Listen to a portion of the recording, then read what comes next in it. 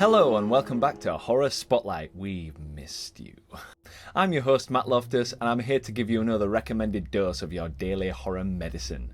So open wide. So this week I'm going to be spotlighting an up and coming director whose influences have already been felt in modern horror. Who am I talking about? None other than director David F Sandberg. If you know that name already, congrats, you're obviously a horror fiend like myself. And if not, let's get going. Currently, David has just directed and come off the back of the highly successful DC Universe superhero film, Shazam. On paper, it's a slight departure from the director's horror roots. However, the movie is quite dark actually. It's offset with many light comedic moments as the superhero goes through a training montage and various things because the superhero is actually a 14-year-old boy, I believe. I really enjoyed the movie and I know the darker elements really ramped up David's style, and it's also excellently balanced with David's own personal humour. I really enjoyed the movie and it was a nice change from all the Marvel films coming out. But let's forget the present and go way back to 2013. I know, it seems a lifetime ago. David created a 3-minute short horror film with his girlfriend Lotta Lawson for the UK-based Who's There Film Challenge, presented by Bloody Cuts, who were pretty bloody good as well. The short film was fresh, original and damn scary, and it actually won the competition. Shortly afterwards, the short film went viral, and I remember seeing it from places like Twitter, Facebook, you name it, Bebo, it was everywhere. And what was that short called, you ask? Let's check it out.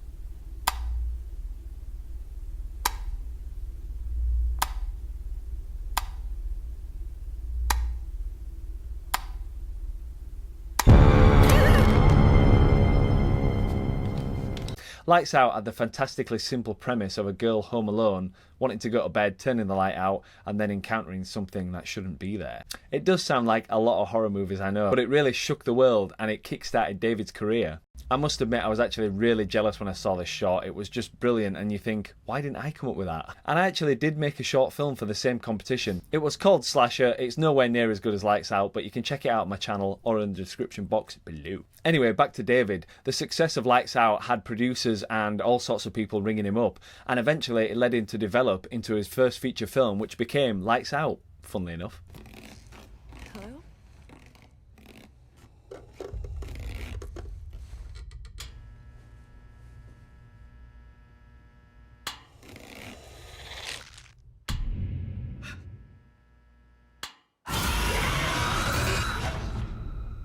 He even managed to get writer, producer, director and horror enthusiast himself, James Wan, on board.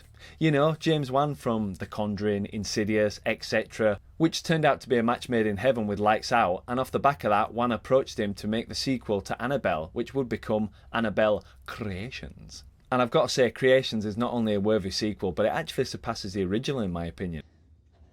Will you help me? What do you need?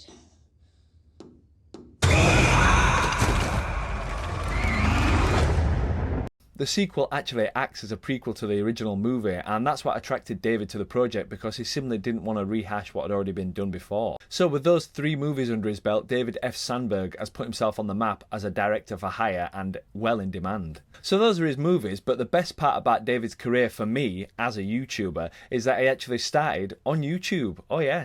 And forgetting Lights Out for a moment, he already has many great horror shorts already under his belt. His channel's called Pony Smasher for some reason, and has a damn fine collection of short films, animations and sketches, and some behind the scenes stuff for his own movies. Bought some reflective tape, and with the help of Lotta, we put together this test.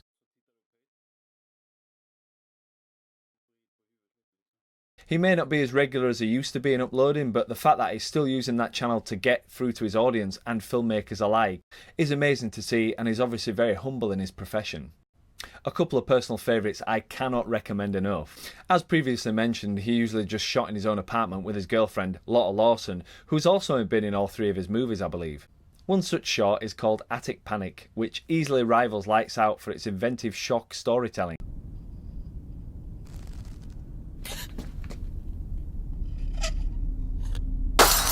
Also, one called Pictured has a really nice spin on an old ghost story trope.